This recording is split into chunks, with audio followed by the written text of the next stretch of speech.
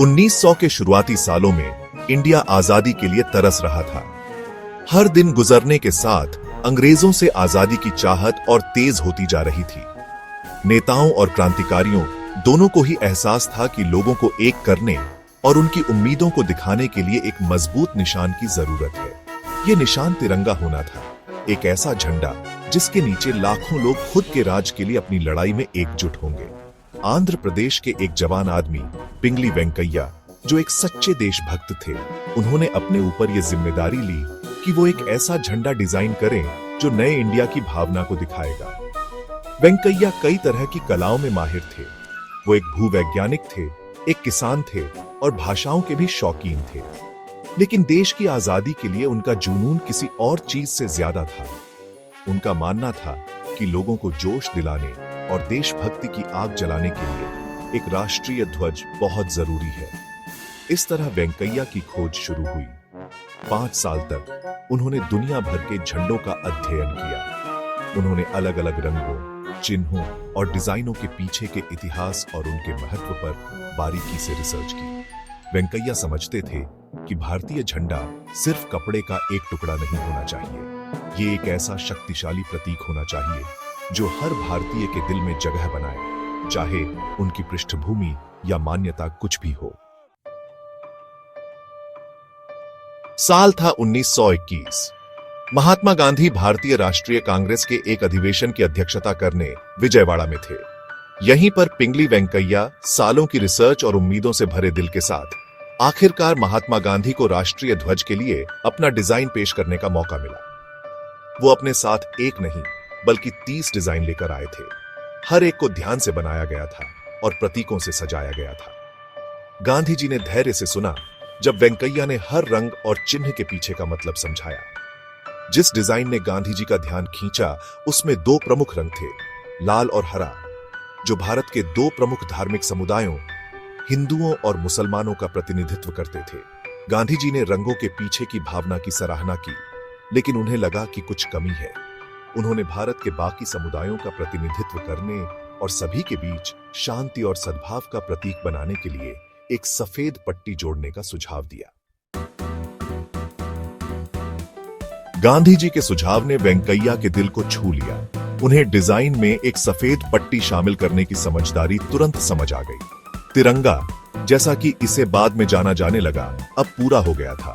ऊपर केसरिया, जो साहस और बलिदान का प्रतीक है, बीच में सफेद, जो शांति और सच्चाई का प्रतीक है, और नीचे हरा, जो विश्वास और समृद्धि का प्रतीक है। हालांकि झंडे में अभी भी एक केंद्रीय प्रतीक की कमी थी, एक ऐसा केंद्र बिंदु जो वास्तव में भारत के सार को पकड़ सके। यह स्पष्ट था कि तिरंगे को कुछ और चाहिए, एक ऐसा प्रतीक जो धार्मिक और सांस्कृतिक सीमाओं से परे हो और राष्ट्र की आत्मा से बात करे। भारतीय झंडे में अशोक चक्र को जोड़ना एक बेहतरीन कदम था। सारनाथ में अशोक के सिंह स्तंभ से प्रेरित होकर चक्र या पहिया धर्मचक्र, कानून और धार्मिकता के पहिए का प्रतिनिधित्व करता है। यह जीवन, मृत्यु और पुनर्जन्म के अनंत चक्र और ज्ञान और आध्यात्मिक मुक्ति की खोज का प्रतीक है। अशोक चक्र भारत के समृद्ध इतिहास और शांति, सहिष्णुता और सार्वभौमिक भाईचारे के उसके प्राचीन मूल्यों की एक शक्तिशाली याद दिलाता है। झंडे के केंद्र में इसकी उपस्थिति दर्शाती है कि ये मूल्य राष्ट्र की पहचान के केंद्र में थे। अशोक चक्र, जैसा कि वेंकैया ने कल्पना की थी और राष्ट्र ने अपनाया था, सिर्फ एक ज्यामितीय पैटर्न नहीं है। यह जीवन में लाया गया एक गहरा दार्शनिक विचार है। चक्र की 24 तीलियां केवल सजावटी नहीं है, वे 24 गुणों का प्रतिनिधित्व करती हैं, जो एक व्यक्ति के नैतिक और आध्यात्मिक विकास के लिए मार्गदर्शक सिद्धांत है। प्रत्येक तीली एक विशिष्ट गुण का प्रतीक है।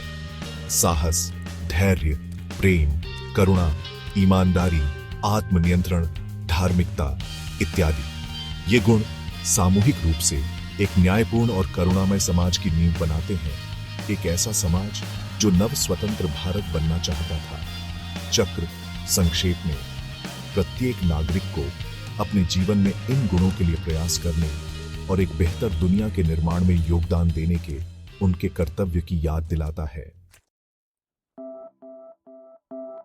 अशोक चक्र अपने व्यक्तिगत महत्व से परे व्यापक अर्थों में धर्म की अवधारणा का भी प्रतिनिधित्व करता है। भारतीय दर्शन में धर्म केवल धर्म से कहीं अधिक है। यह ब्रह्मांडीय नियम, धार्मिकता और नैतिक आचरण के सिद्धांत को संदर्भित करता है जो ब्रह्मांड और मानव समाज को नियंत्रित करता है। पहिए की निरंतर प्रगति, गतिशीलता और सामाजिक न्याय और सामाजिक कल्याण की निरंतर खोज का प्रतीक है। यह एक अनुस्मारक के रूप में कार्य करता है कि एक राष्ट्र स्थिर नहीं रह सकता। उसे अपने लोगों की बेहतरी के लिए और एक न्यायपूर्ण और न्याय संगत समाज की स्थापना के लिए लगातार प्रगति के लिए प्रयास करना चाहिए। इसलिए चक्र न केवल एक राष्ट्रीय प्रतीक बन जाता है, बल्कि कार्रवाई का आह्वान है, प्रत्येक नागरिक के लिए राष्ट्र की प्रगति में योगदान करने और धर्म के सिद्धांतों को बनाए रखने का एक उपदेश है। अशोक चक्र, जबकि भारतीय दर्शन और इतिहास में गहराई से निहित है, बौद्ध धर्म में भी गहरा महत्व रखता है। सम्राट अशोक, जिन्होंने बौद्ध धर्म अपनाने के बाद धर्मचक्र को अपने प्रतीक के रूप में अपनाया, बौद्ध इतिहास में एक महत्वपूर्ण व्यक्ति के रूप में पूजनीय है। उनके शासनकाल में बौद्ध धर्म का प्रसार भारत की सीमाओं से बहुत दूर तक हुआ, जिसमें शांति, अहिंसा और आध्यात्मिक ज्ञान का संदेश था। बौद्ध धर्म के संदर्भ में चक्र बुद्ध की शिक्षाओं, धर्म और ज्ञान के मार्ग का प्रतिनिधित्व करता है। इसीलिए भारतीय ध्वज पर इसकी उपस्थिति अर्थ की एक और परत जोड़ती है, भारत को अपनी बौद्ध विरासत और सार्वभौमिक शांति और करुणा के संदेश से जोड़ती है। इस प्रकार चक्र विभिन्न धर्मों और दर्शनों के बीच एक सेतु बन जाता है, जो उन्हें साझा मूल्यों और आकांक्षाओं की छतरी के नीचे एकजुट करता है। भारतीय ध्वज के केंद्र में स्थित अशोक चक्र को गहरे नीले रंग में प्रस्तुत किया गया है। रंग का यह चुनाव मनमाना नहीं है, यह गहरा प्रतीकवाद रखता है। कई संस्कृतियों में नीला रंग विशालता, गहराई और अनंत का प्रतिनिधित्व करता है।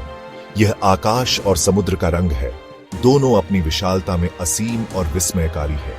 झंडे के संदर्भ में नीला रंग भारत और उसके लोगों की विशाल क्षमता का प्रतिनिधित्व करता है।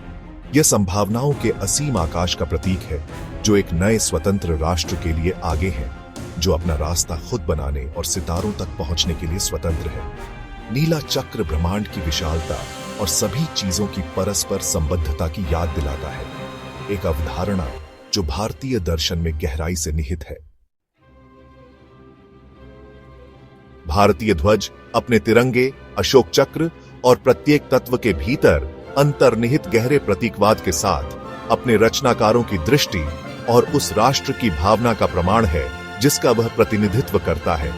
यह स्वतंत्रता के संघर्ष से पैदा हुआ झंडा है, जो लाखों लोगों की आशाओं और आकांक्षाओं से ओतप्रोत है, जो एक बेहतर भविष्य के लिए तरस रहे थे। आज तिरंगा न केवल भारत में बल्कि दुनिया भर में ऊंचा लहराता है, एक ऐसे राष्ट्र का प्रतीक जिसने लोकतंत्र, विविधता और प्रगति के प्रतीक के रूप में उभरने के लिए अपार चुनौतियों का सामना किया है। झंडा उन मूल्यों की निरंतर याद दिलाता है जिनका वह प्रतीक है, साहस, शांति, सद्भाव, धार्मिकता और प्रगति की निरंतर खोज। वे मूल्य जो भारत को एक उज्जवल कल की यात्रा पर मार्गदर्शन करते रहते हैं।